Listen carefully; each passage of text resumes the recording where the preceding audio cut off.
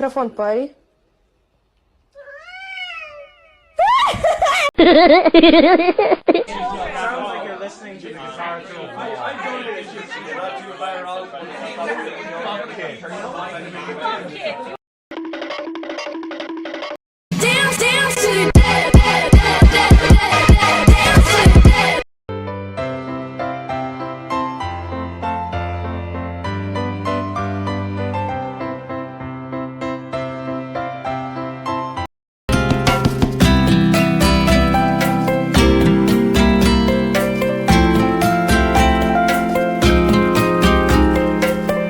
毛巾、羽毛、小鸭鸭，水温刚刚好。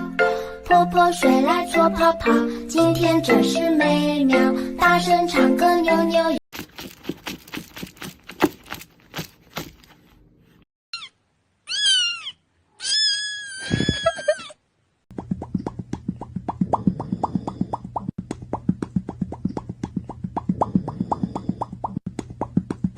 Das war ein Befehl! Der Angriff steigert war...